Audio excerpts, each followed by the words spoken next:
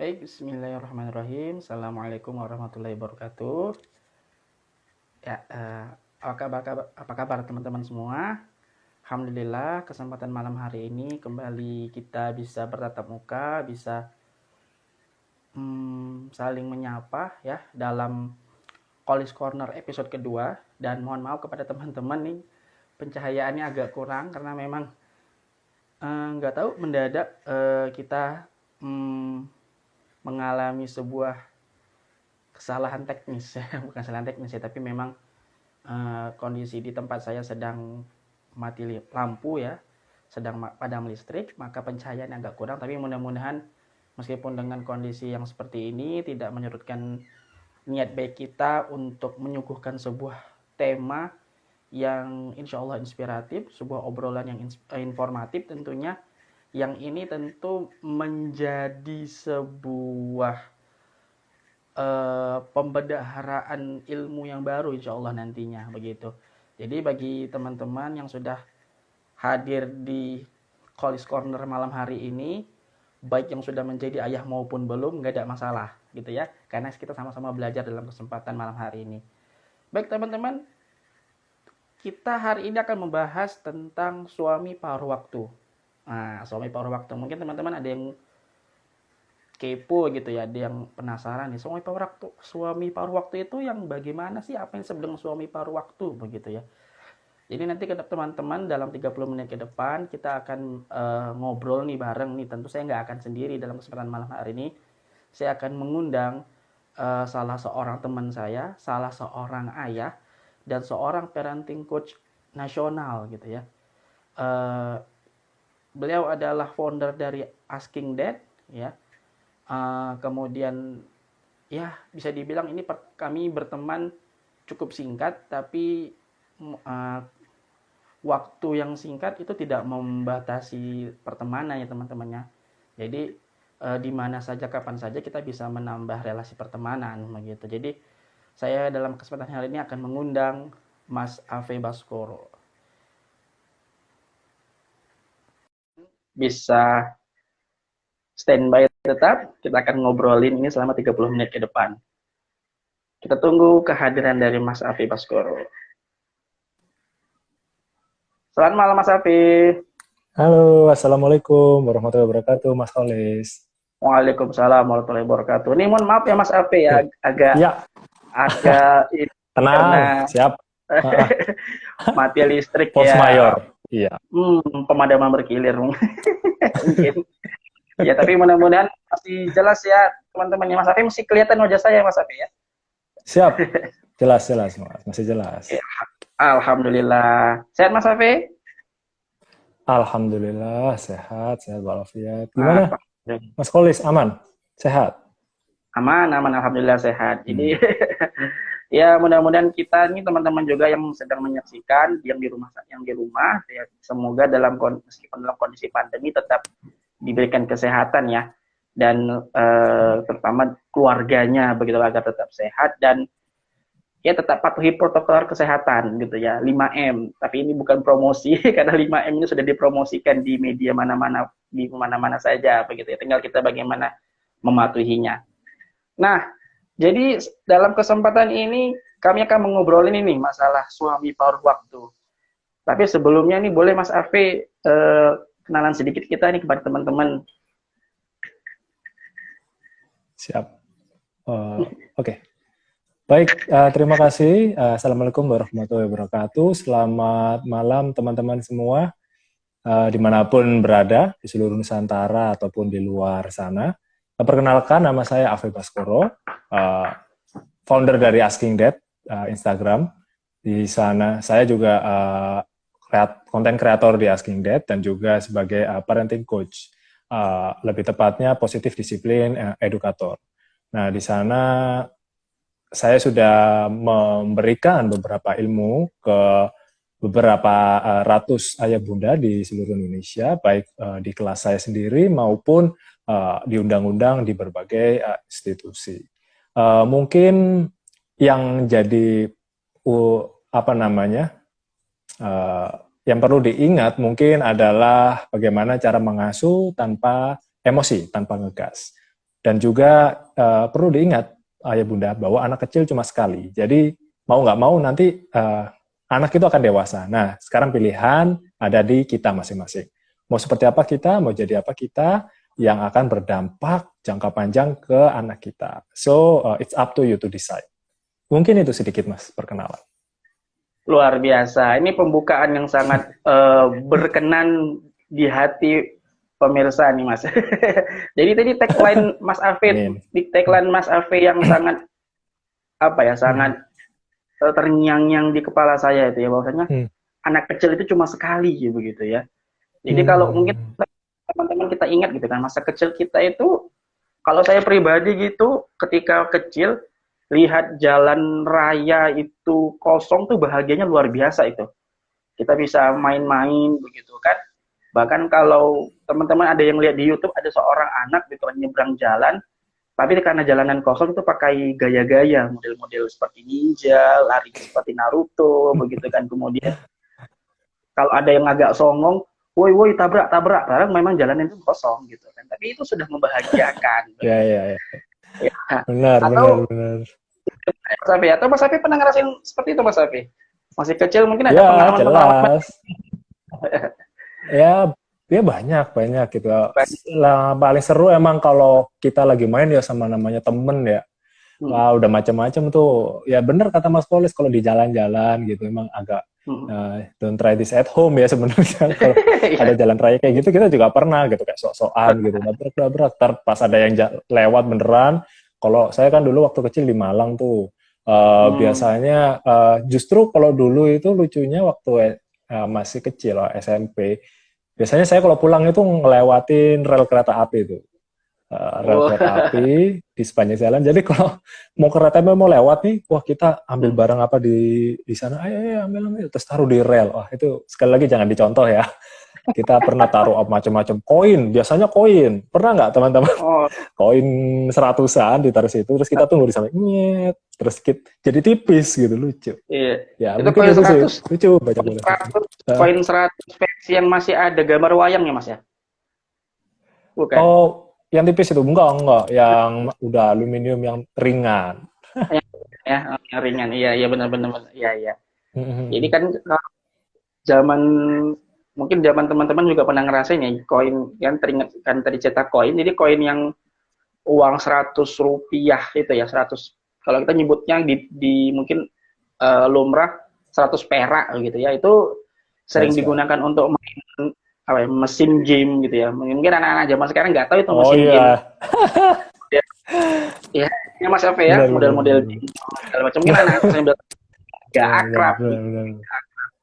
Jadi bagi nostalgia sedikit nih ya kan. Jadi kita kembali ke tema nih, suami paruh waktu. Jadi tema ini sebenarnya kenapa saya pilih jadi bahan obrolan bersama Mas Afe, karena yang pertama saya pernah, ini kan saya lagi tahap, mungkin teman-teman sudah ada yang tahu, dan Mas dalam kesempatan lain ya, kalau teman-teman pernah melihat kebersamaan kami di channelnya Mas Afe, ini kan kami kan saling menguji. Jadi saya pernah cerita bahwasanya saat ini saya sedang dalam tahap riset untuk menulis sebuah buku yang bertemakan tentang parenting seperti itu. Jadi dalam sebuah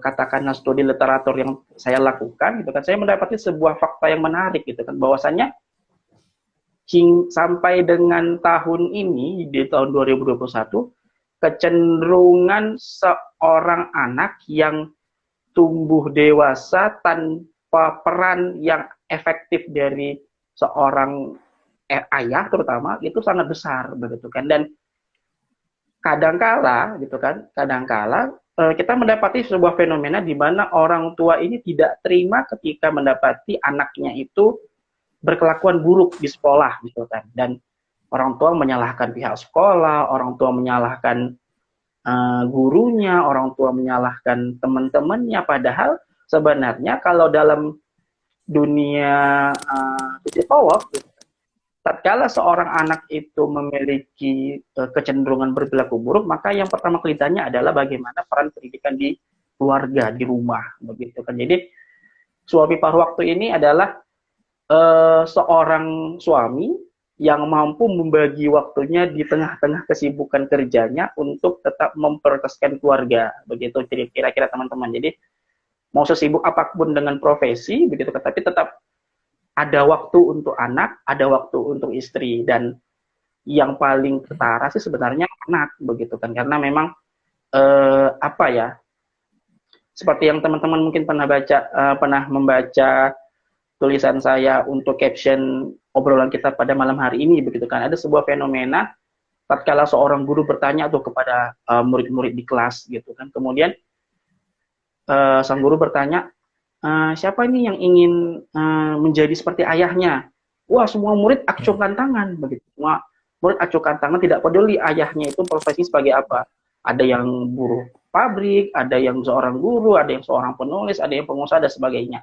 Tapi ada seorang siswa yang tidak mengacungkan tangannya, begitu. Lantas sang guru itu menghampiri murid tersebut dan bertanya, kenapa nggak mengacungkan tangan? Apa kamu nggak mau menjadi seperti ayahmu? Kan ayahmu kan orang yang hebat, gitu kan. Lantas si murid tadi menjawab, saya bukan yang nggak mau, Bu, menjadi seperti ayah, tapi ya gimana, ayah selalu sibuk, gitu kan, nggak pernah ada waktu untuk main, nggak pernah ada waktu untuk cerita. Jadi pada akhirnya si murid tadi menyimpulkan, ya saya nggak mau jadi seperti ayah saya yang terlalu sibuk, gitu, lebih memprioritaskan kegiatan di luar, padahal mungkin masuk si orang tua berlelah-lelah bekerja itu untuk anaknya juga, tapi ternyata itu semua nggak berbekas bagi anak selain daripada perhatian dan waktu luang untuk anak, begitu teman-teman.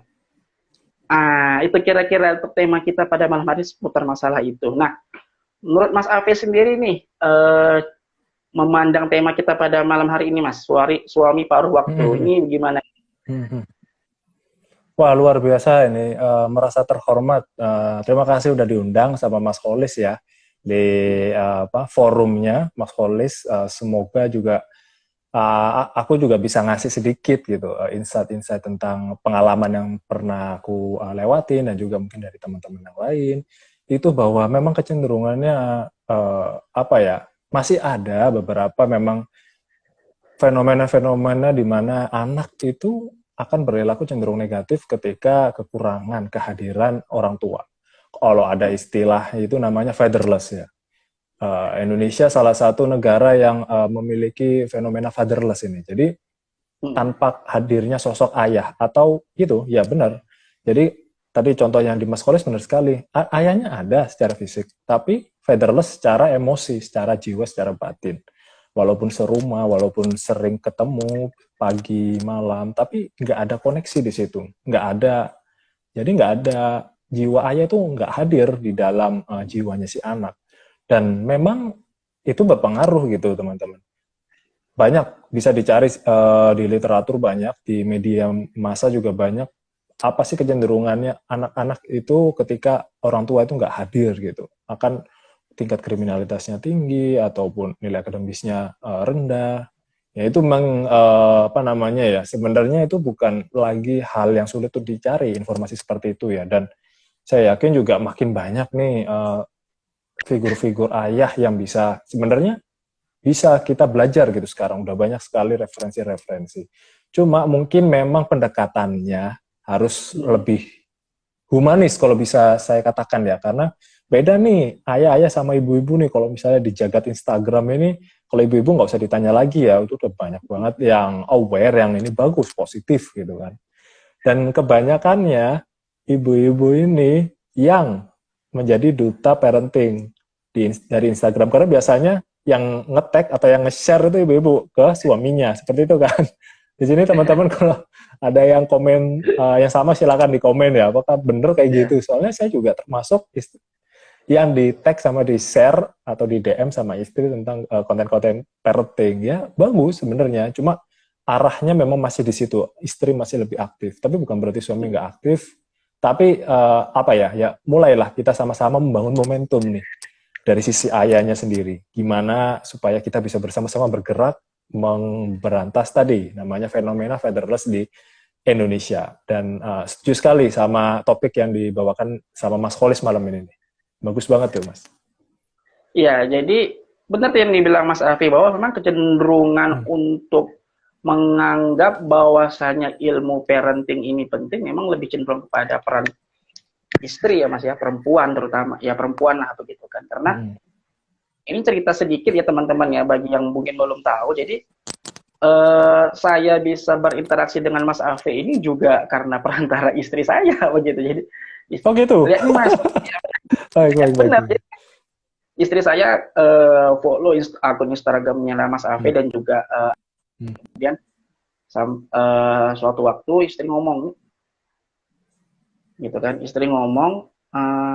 Mas lihat nih ada konten bagus tentang games bermain dengan anak begitu kan, dengan pola bermain dengan anak, mana nih coba lihat gitu kan, dan dikirimlah satu video, suatu konten yang itu memang produknya Asking Dad gitu kan. Jadi dari situ tuh saya follow Asking Dad dan bisa berkenalan dengan Mas Afi seperti ini ya. Jadi memang ini true story ya teman-teman. Memang kalau nggak karena istri yang memulai untuk belajar parenting, nggak akan mungkin bisa mungkin bertemu dan ya seperti ini dengan Mas Afi. Gitu. Jadi memang benar teman-teman. Jadi perempuan itu memang punya kecenderungan untuk belajar lebih ini ya, lebih sadar dengan pendidikan itu gitu kan. Dan terlebih lagi nih tadi teman-teman ya, saya pernah membaca gitu kan, sebuah artikel begitu kan, ada kecenderungan bagi orang tua sekarang, orang tua milenial itu mengikuti pola asuh yang dilakukan oleh orang tuanya dulu begitu. Jadi kalau misalkan kita jadi orang tua, kemudian orang tua kita tuh membesarkan kita dengan pola seperti itu begitu. Akhirnya kita punya kecenderungan untuk membesarkan anak kita dengan pola yang pernah kita terima dari orang tua kita begitu. Padahal teman-teman, kalau yang saya baca ini suatu quote yang menarik gitu ya dari Ali bin Abi Thalib, mungkin teman-teman pernah baca gitu kan, bahwasanya beliau pernah berkata, jangan membesarkan anakmu seperti dirimu karena mereka tidak hidup di zamanmu gitu. Jadi beda tuh teman-teman, anak kita lahir di zaman sekarang dengan kita yang lahir di tahun 90-an, misalkan kalau saya begitu kan, di tahun 90-an nggak ada gadget begitu kan, tantangannya juga nggak ada gitu. Tapi di era sekarang mau nggak mau gadget itu kita hadapi, tinggal bagaimana kita memanajemen interaksi anak dengan gadget sehingga itu menjadi suatu sarana yang edukatif gitu ya. Jadi bukan dilepas karena ayahnya sibuk, ayo nak nih gadget gitu kan, karena ini pengaruh ini ya, screen ini sangat berpengaruh gitu. Jadi tatkala anak ini sudah kecanduan dengan screen, dengan handphone, apapun itu yang dilihatnya ya, bukan mesti game ya, saya tidak menyebutkan game, apakah itu video dan segala macam, maka tingkat kecepatan si anak tadi untuk membaca ya, kemudian ketertarikannya dengan membaca, menulis itu jauh lebih berkurang karena memang sejak kecil itu sudah mudah sekali berinteraksi dengan gadget gitu. Nah, fenomena gadget ini menurut Mas Afi ini gimana nih Mas? Gadget itu memang masalah yang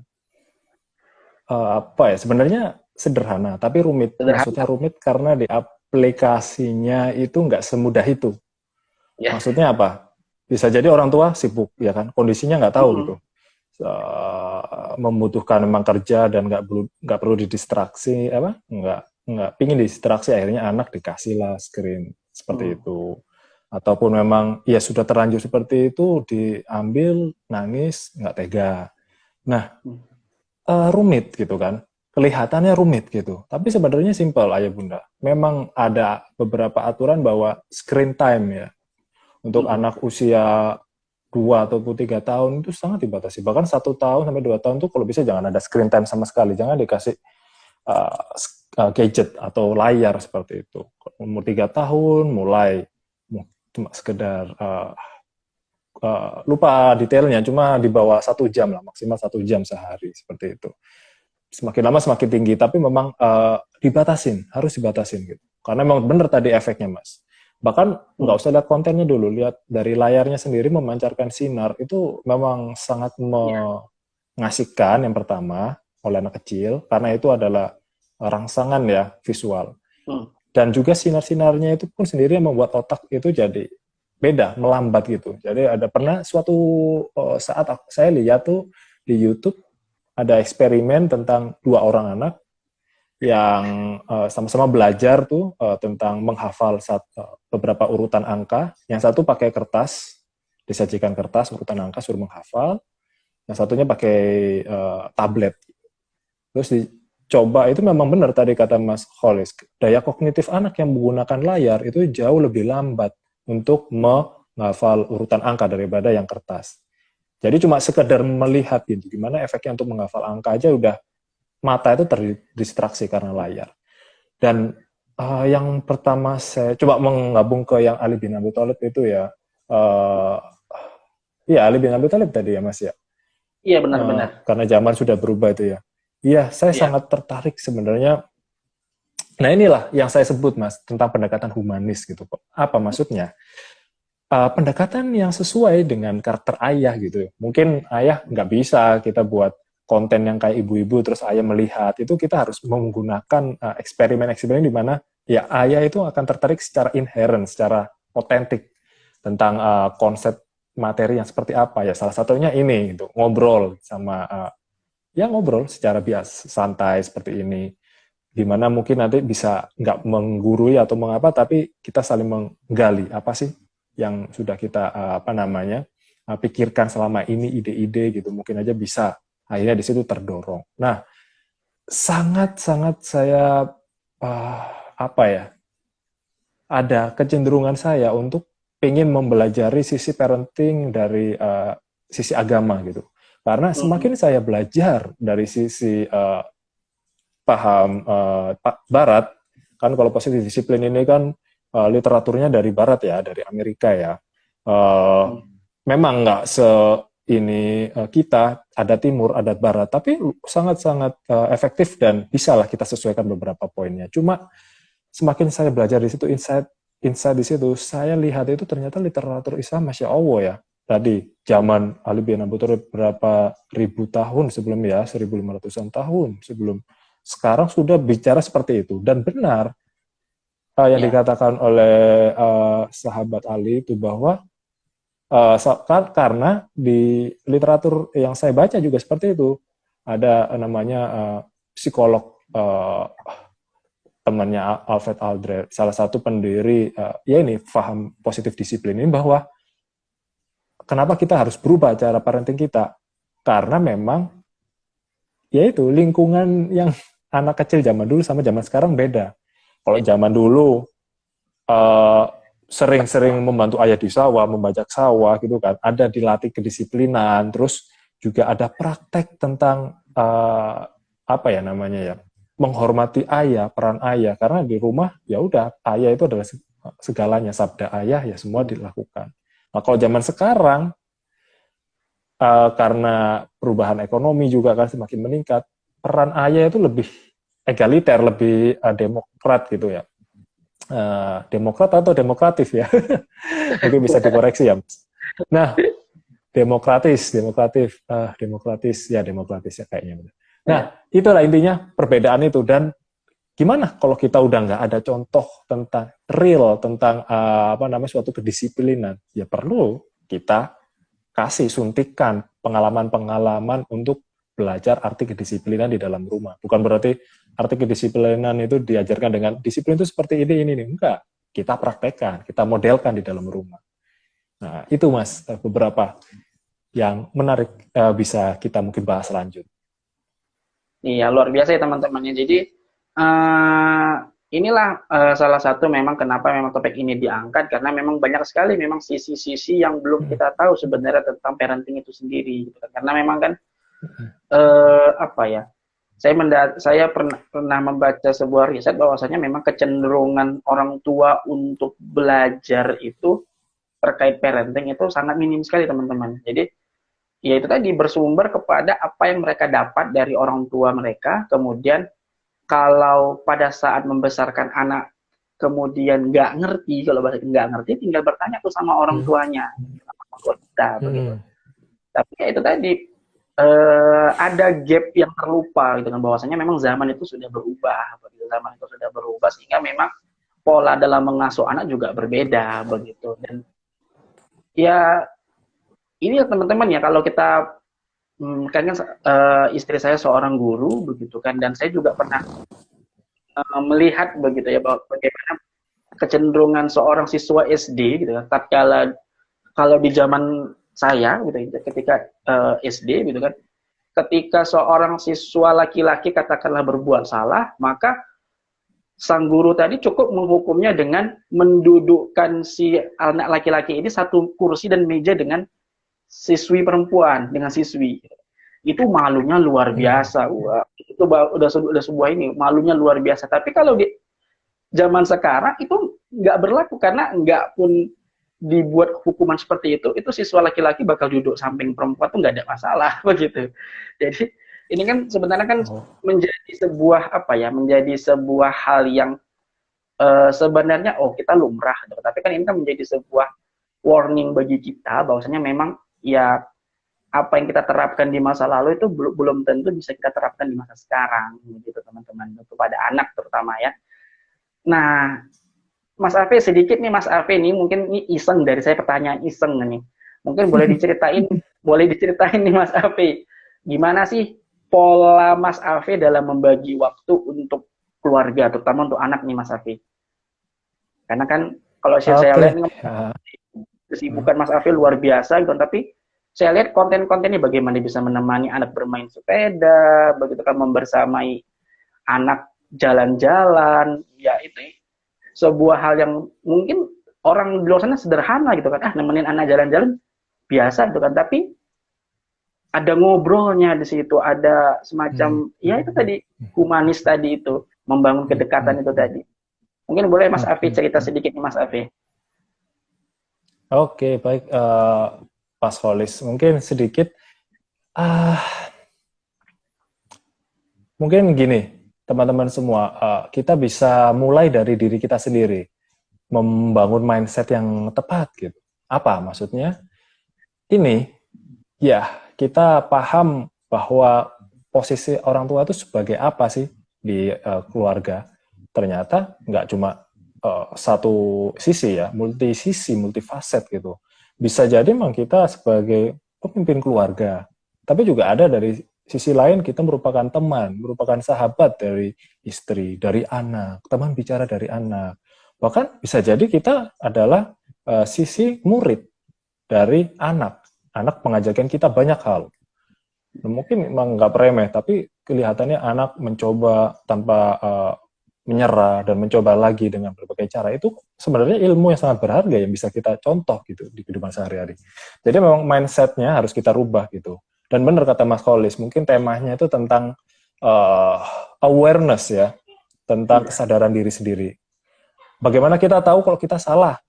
Kalau misalnya bagaimana kita tahu apa yang salah? Kalau kita sendiri nggak tahu nih, apakah kita salah apa enggak nih? Nah, gimana cara ngoreksinya kalau kita sendiri nggak tahu kan? Kita ini salah apa enggak sih? Nah kan, pertanyaan pertama, kita salah apa enggak sih? Nah, itu kita coba jawab. Apa yang perlu kita pelajari setelah itu?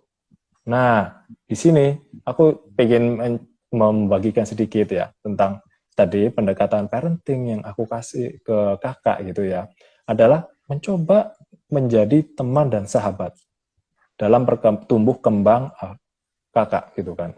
Karena memang salah satu konsep yang paling penting dalam pendidikan disiplin anak atau membangun karakter anak, kedekatan dengan anak, itu adalah ada istilahnya connection before correction. Koneksi sebelum memberikan arahan, memberikan nasihat, memberikan petunjuk. Jadi koneksi dulu itu, pemendet semua, teman-teman semua, Mas Kholis. Dengan cara apa, gitu kan? Kita membangun koneksi, membangun kedekatan dengan anak. Cara yang paling mudah adalah dengan mengobrol atau ngobrol. Ya kayak kita ini, kayak Mas Kholis sama saya, teman-teman sama sahabatnya atau sama pasangannya, istrinya atau suaminya, gitu kan. Kalau ngobrol apa sih kira-kira yang dibahas? 90% hal-hal gak penting kan sebenarnya kan. Iya. Nggak ada isinya gitu. Cuma berjalan aja, ngeflow aja, bisa berjam-jam kalau misalnya kita nggak ada diganggu oleh aktivitas atau agenda lain. Nah, itu yang aku coba terapkan, aku coba hidupkan di dalam rumah gitu. Ketika ada kakak ngomong apa, ini apalagi anak kecil ya, bukan Ya, berarti kita ngobrolnya seperti teman-teman yang bisa pingpong, enggak. Kadang-kadang aku dikasih umpan bola terus gitu, karena kebanyakan yang lebih bertanya adalah anak gitu kan. ya, Bisa aja pertanyaan ini malam besok pagi ditanya lagi, itu tanya lagi. Tapi nggak benar. apa-apa, ayah bunda.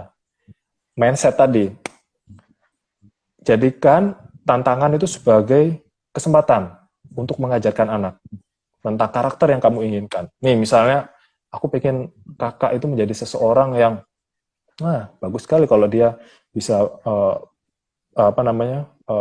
berusaha seperti namanya ya itu artis-artis yang terkenal itu yang masuk Oxford itu ya, yang Ya, perempuan itu kan, ya karena emang waktu kecil terbiasa dengan diskusi. Saya juga belajar dari pengalaman orang seperti itu, bahwa besok mau makan apa ya, ada ide nggak? Nah itu coba pancing seperti itu. Kalau anak bertanya, ya udah jawab aja. Biasanya kan kita refleksnya, kamu tanya mulu sih, pusing nih ayah bunda nih. Tanya mulu kan udah dijawab sama ayah bunda ini. Udah nggak usah tanya lagi. Please ayah bunda, teman-teman jangan digitukan ya anak ya. Karena dosa yang bisa kita buat adalah ketika kita mematikan api rasa ingin tahuan anak.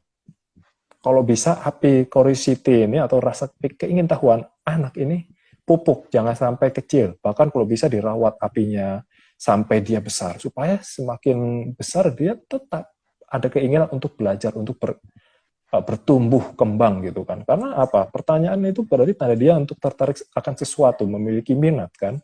ya Dan benar.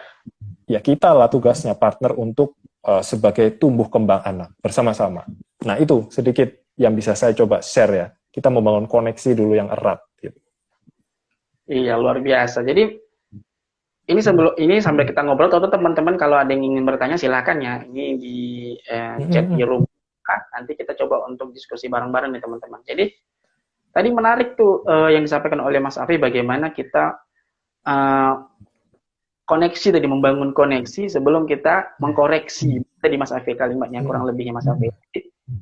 Ya. Pernah ada suatu ungkapan begitu kan, suatu ungkapan bijak dalam sebuah buku parenting karya seorang um, ustadz katakanlah, bisa saya katakan seperti itu. Jadi kalau kita ingin menjadikan anak kita itu terbiasa ke masjid, maka kita jangan menyuruh gitu. Gitu maksudnya dalam artian ayo ke masjid gitu kan. Jangan.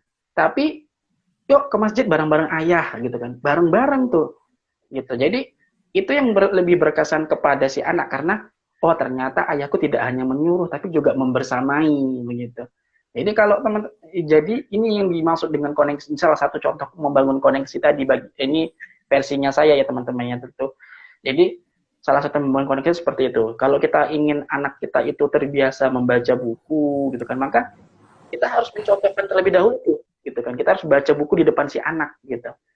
Tapi kalau ayo baca buku belajar sementara kita main gadget misalkan seperti itu, atau kita sembari menyuruh anak belajar itu kan kita nonton sinetron tuh, itu nggak akan fokus dan anak-anak juga akan menganggap waduh mungkin nggak akan terungkapkan dengan kata-kata tapi kesan yang diterima oleh anak kepada kita itu menjadi berkurang dibandingkan kalau kita misalkan lebih serius ayo belajar begitu kan, kita nemenin anak belajar, TV kita matikan, segala aktivitas kita hentikan sejenak gitu kan, kita fokus untuk membersamai si anak belajar tadi gitu kan, entah itu belajar membaca ya kalistung lah kan, baca tulis hitung dan segala macamnya gitu.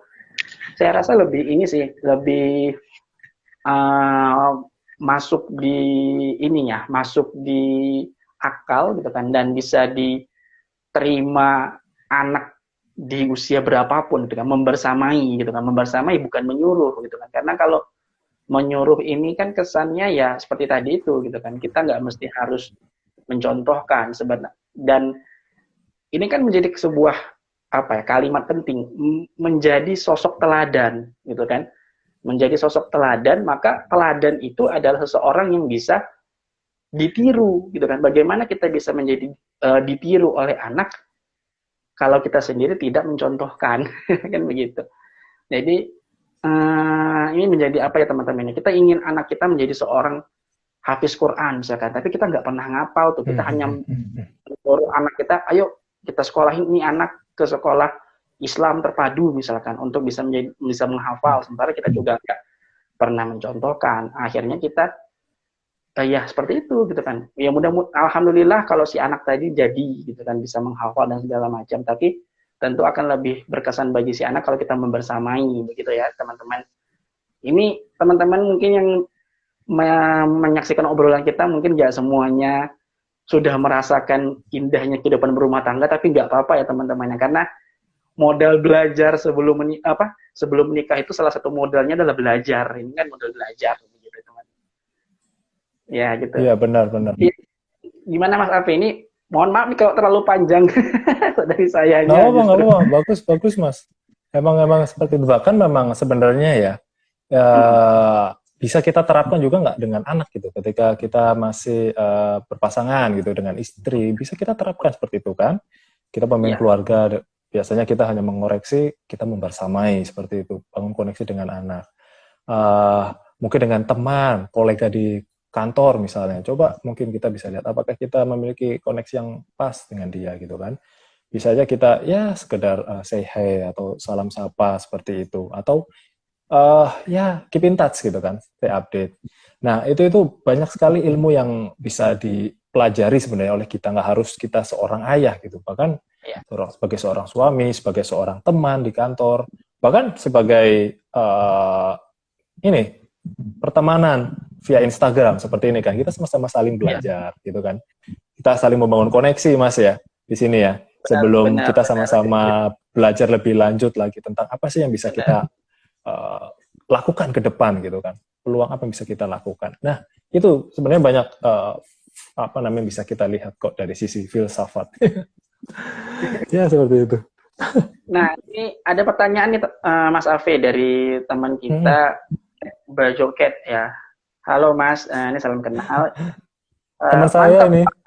Oh, teman Mas Afi. Iya. Ada tips nggak agar sabar saat membersamai anak? Mungkin dari Mas Afi ada nih nggak Mas tipsnya? Wah, kayaknya Mas Bajoket sendiri ini iseng dia ini. Sebenarnya dia itu saya lihat orang yang cukup sabar. Tapi nggak apa-apa, tapi emang benar. Tapi emang benar gitu, bahwa ya namanya manusia kan. Gak bisa 100% sabar gitu. Siapa tahu ada satu saat bisa ini. Yang pertama adalah mungkin tanamkan ke dalam diri kita gitu ya, mindset bahwa nggak ada orang tua atau manusia sempurna gitu ya. Ya sesabar-sabarnya kita bisa aja keceplosan marah suatu saat, suatu momen. Dan itu jangan dijadikan momen sebagai momen penyesalan atau momen kekalahanku gitu, kekalahan telak.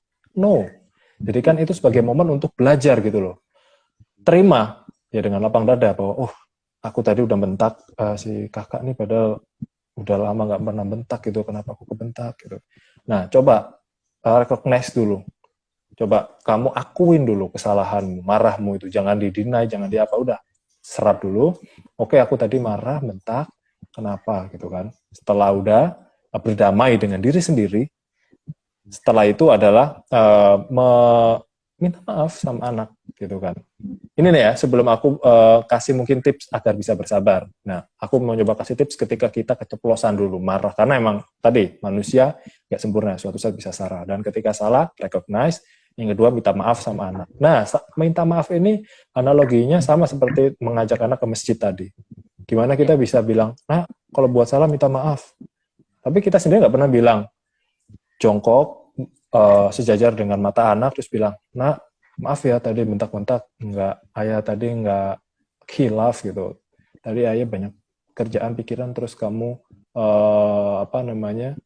memecah konsentrasi ayah. Tadi ayah minta maaf ya udah bentak-bentak, nggak ada maksud seperti itu. Ayah sayang kakak gitu kan. Dipeluk atau dicium keningnya. Seperti itu. Jadi kita coba berdamai dengan emosi ini. Jadikan itu sebagai kesempatan untuk belajar tadi, segala tantangan adalah kesempatan untuk belajar bertumbuh. Dan yang kedua, tips untuk sabar itu yang pertama adalah ya tadi kita harus tahu berdamai dengan diri sendiri dulu bahwa manusia itu nggak sempurna, bisa aja kita marah. Dan mungkin salah satunya seperti ini, Mas Holis. Sedikit agak panjang mungkin ya, nggak apa-apa ya. Jadi kita mengenal struktur otak itu seperti ini, namanya hand model. Ini apa namanya, publikasikan oleh Daniel Siegel, salah satu pakar neuroscience itu. Jadi seperti ini jempol diginiin terus ditutup. Nah ini seperti ini nih orientasinya, hadap kepala ini di sini. Nah ini apa maksudnya? Nah ini bagian otak namanya amigdala atau otak reptil. Inilah yang ketika ada respon flee, flight atau fight gitu kan, kabur, diem atau pura-pura mati gitu ya, atau bertarung, sorry. Ini nggak rasional, pokoknya ini refleks seperti itu. Nah, ini adalah prefrontal cortex di sini tempatnya. Ini yang menghubungkan segala sisi logis kita, sisi analitis kita seperti itu. Oh, kalau ini harusnya nggak marah, kan gitu. Kalau kita belajar parent teori ya, kalau anak kayak gini nggak usah marah kan, namanya anak kecil. Kalau jatuhin air susu ya udah tinggal dilap lagi. Nah, tapi ingat, namanya otak itu strukturnya ketika gini, bisa aja anak memencet tombol nih, dengan menjatuhkan tadi, atau memecahkan apa, atau menyenggol apa, ditekanlah sama anak otak kita keluar. Set, apa yang terlihat sekarang? Otak reptil kita kan, amigdala itu kan, di sini, itu kita udah nggak bisa mikir teori itu, kita langsung emosi, pengen bentak aja, pengen apa, nggak bisa kayak teori kita gini, karena otak udah kebuka, udah gini. Nah, salah satu cara adalah, ya udah kita ingat-ingat nih kalau mau marah, oh ya aku udah kayak gini nih, pasti aku marah, tahan apapun yang kamu ingin lakukan, terus kamu tarik nafas, hitung sampai 10 detik, pokoknya tahan dulu, refleks sampai dia tutup. Kalau misalnya nggak turun-turun nih, menyingkir dulu sebelum kamu kasih apapun nasihat atau apa ataupun membentak dia, minggir dulu, selama memang kondisinya aman ya, si anak ya bisa ditinggal di rumah misalnya. Itu juga salah satu teknik gitu, namanya positive time out. Jadi memang kita memodelkan juga, anak akan melihat, oh ayah mau marah nih, udah merah mukanya, tapi dia nggak marah ke aku, dia kabur atau tarik nafas dulu 10 kali hitungan. Nah, anak itu bisa melihat seperti itu, oh ayah juga belajar ya cara marah. Nanti anak juga akan melihat, dan namanya anak, mirroring kan, children do. Sedikit banyak dia akan melihat dari kita. Nah, mungkin beberapa tips itu seperti itu, Mas. Nggak mudah memang, karena kita akan gini, akan sulit. Tapi coba, kalau enggak langsung kabur aja, jauh dari anak, jauh dari api gitu. Kalau misalnya kita merasa kepanasan, kabur dulu dari apinya. Nah, kita tarik nafas dulu yang agak jauh dari sumber api, baru setelah padam, kita siap lagi datang.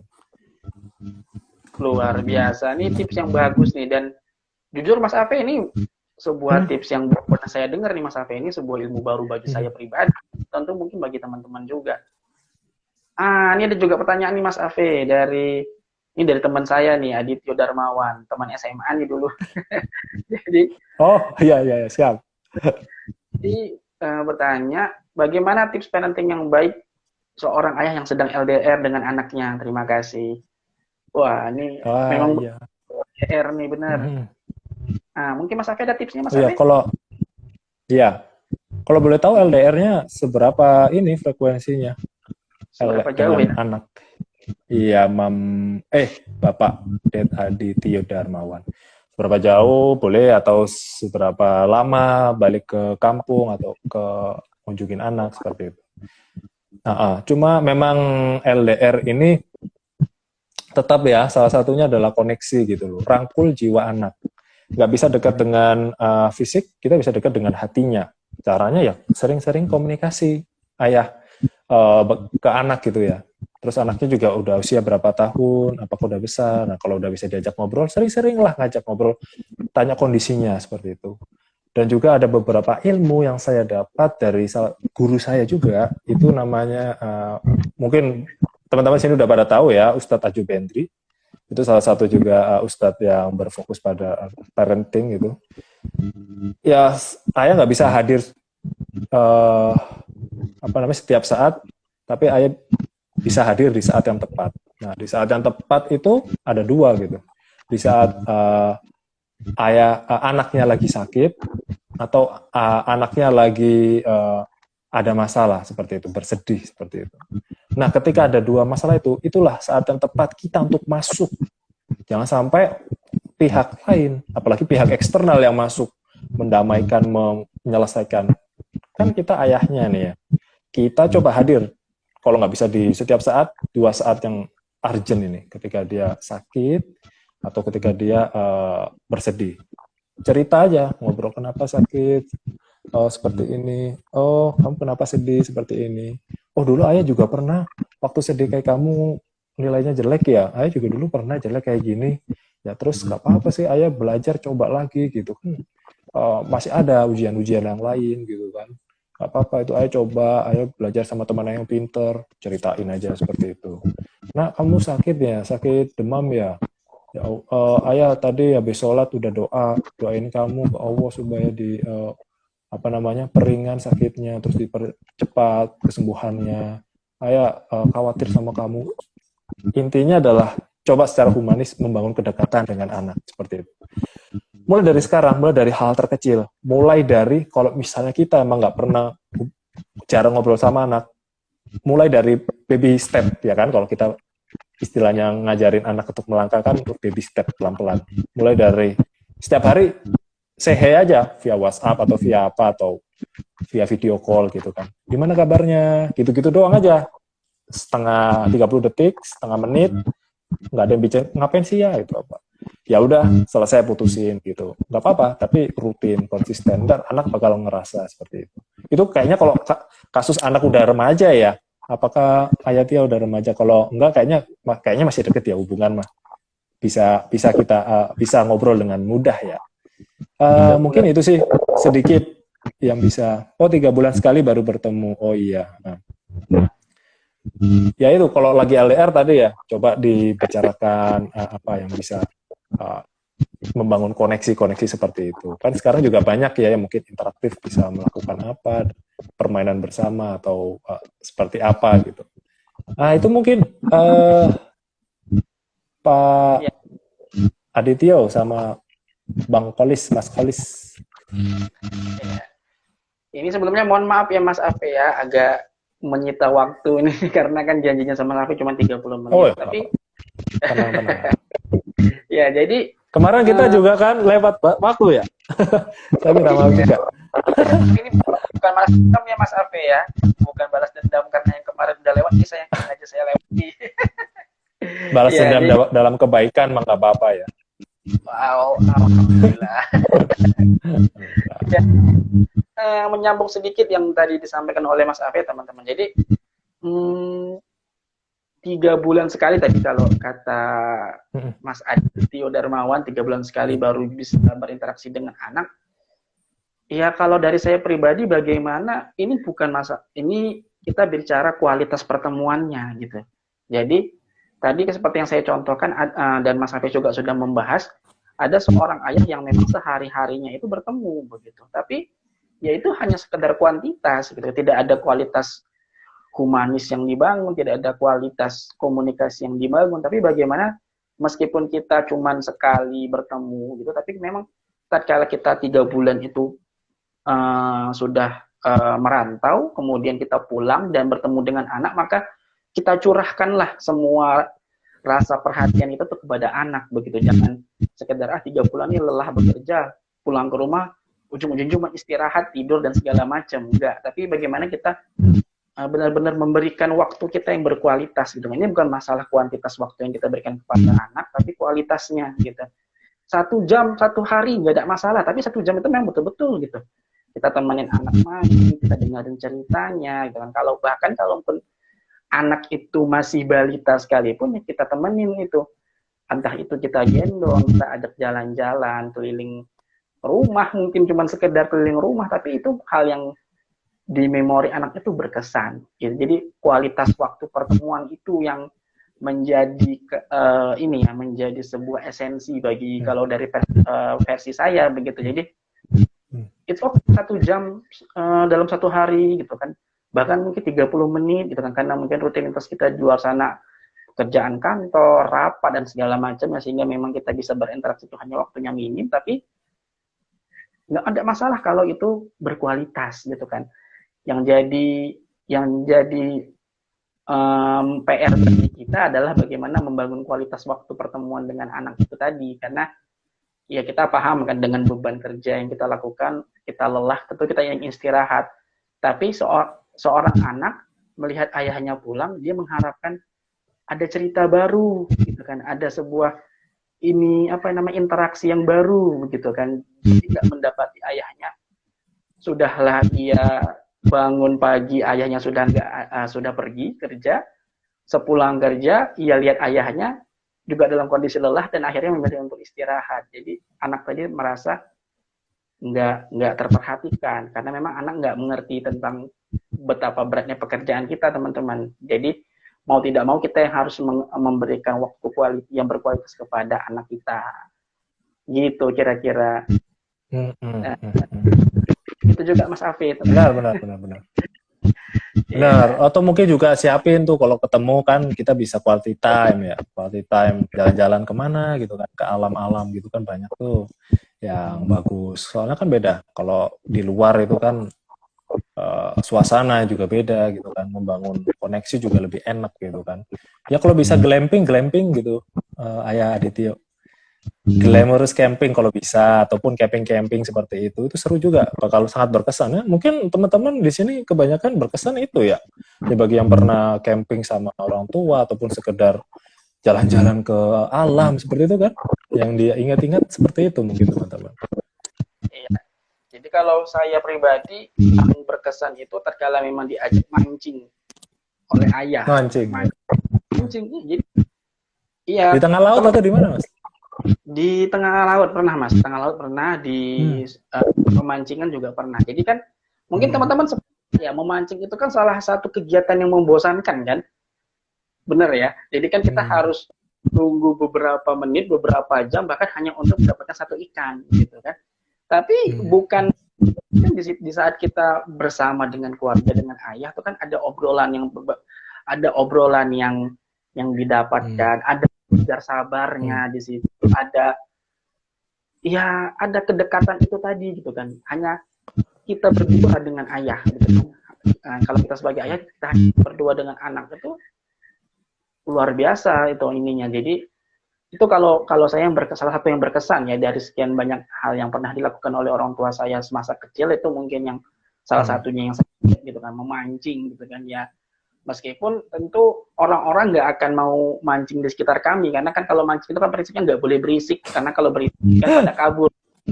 Karena ya benar ya Mas. Jadi benar.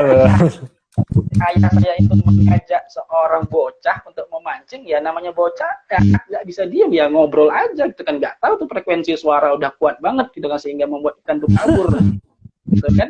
Jadi pulang ke rumah ya mungkin cuma 1-2 ekor ikan yang dapat, padahal mancingnya 3 jam, luar biasa gitu ya. Benar. Ya juga sih. Nah Mas Afe, ini berhubung juga udah lewat jauh nih ya, teman-teman mungkin kebersamaan kita waktunya singkat, tapi mudah-mudahan momen-momen seperti ini, obrolan seperti ini tentu coba akan kita gali lagi, karena memang banyak hal sebenarnya yang kita sampaikan tentang orang tua, tentang bagaimana kita bisa membangun komunikasi, membangun sebuah kedekatan emosional ya dengan anak, dengan keluarga. Itu banyak sekali yang bisa kita pelajari teman-teman. Jadi memang waktu kita ini sangat minim, dengan ribuan bahasan yang kita bisa bahas, tapi untuk malam hari ini mudah-mudahan teman-teman bisa mengambil manfaat dari obrolan kami ini. Dan teman-teman boleh request nanti kepada saya gitu kan, tema apa lagi nih yang akan kita coba untuk suguhkan di College Corner episode berikutnya. Karena seperti yang saya sampaikan di College Corner episode pertama, bahwasanya insya Allah College Corner akan hadir sebulan 2 kali gitu kan. Tapi tentu dengan tema-tema yang custom, dengan yang berganti, dan teman-teman boleh request gitu kan. Mungkin untuk mengakhiri kesempatan kita, closing statement dari Mas Afe nih untuk kita semua. Boleh Mas statement. Oke. Sedikit mungkin yang pertama-tama adalah saya memiliki visi atau impian di mana seluruh ayah muda atau ayah senior berpengalaman itu saling menggenggam tangan satu sama lain, mempererat barisan untuk sama-sama kita memberantas namanya fenomena father hunger di Indonesia dan mengangkat martabat keluarga Indonesia, baik dari sisi ayah, bundanya maupun anaknya, bersama-sama bisa tumbuh berkembang. Dan dengan dimulai dari diskusi ini, dari College Corner, dari teman-teman yang lain juga yang melakukan gerakan yang sama, saya berharap supaya kita bisa sama-sama saling menguatkan, sama-sama bisa bersinergi, dan bisa memberikan segala potensi yang kita punya masing-masing untuk kebaikan bangsa ini. Mungkin itu saja sedikit yang bisa saya sampaikan, dan terima kasih sekali Mas Solis sudah diundang di forum College Corner ini, dan semoga teman-teman mendapat manfaat dari sini, dan juga kalau ada salah kata saya ucapkan mohon maaf.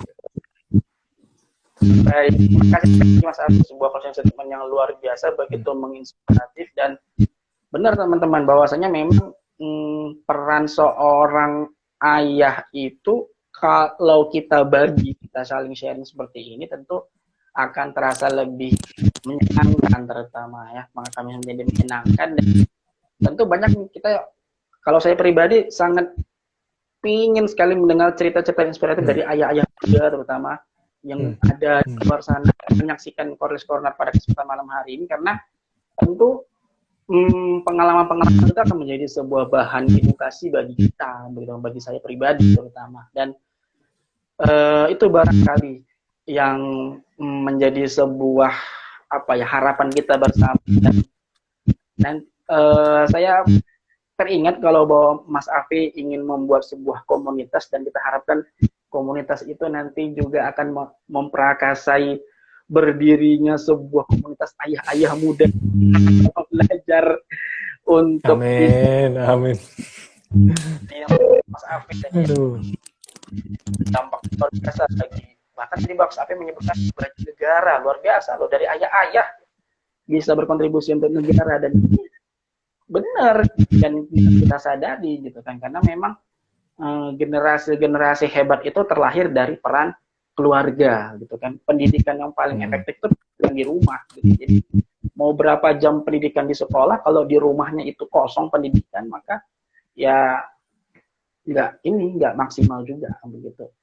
Jadi terima kasih teman-teman yang sudah hadir malam hari ini, dan terutama untuk Mas Afi, apresiasi sekali sudah untuk hadir malam hari ini, membagi ilmunya, kemudian juga ya banyak hal-hal baru yang kita sama-sama dapatkan dari Mas Afi. Dan tentu dari saya pribadi mendoakan sukses terus untuk Mas Afi, sehat selalu, dan titip salam buat keluarga, terutama jagoan kecilnya yang saya lihat sangat cerdas.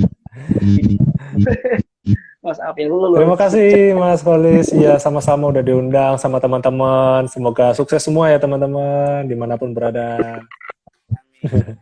Jadi teman sekalian, demikian kebersamaan College Corner kita pada kesempatan malam hari ini. Tentu seperti yang kita sebenarnya, bila mana dalam penyampaian kami, dalam obrolan kami ada 1-2 patah kata yang itu tanpa sengaja menyinggung hati teman-teman sekalian, mohon dimaafkan, karena memang kekurangan adalah milik manusia, kesempurnaan hanya milik Tuhan.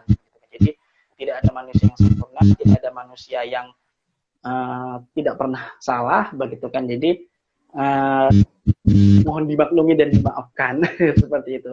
Jadi sampai jumpa di episode selanjutnya dalam College Corner, dan tetap semangat dan patuhi protokol kesehatan 5M. Wassalamualaikum warahmatullahi wabarakatuh. Terima kasih Mas Afi. Waalaikumsalam warahmatullahi wabarakatuh. Terima kasih Mas Solis. Sampai jumpa lagi ya Mas Solis. Sampai jumpa lagi Mas Afi. Sehat selalu Mas Afi. Siap. Mantap.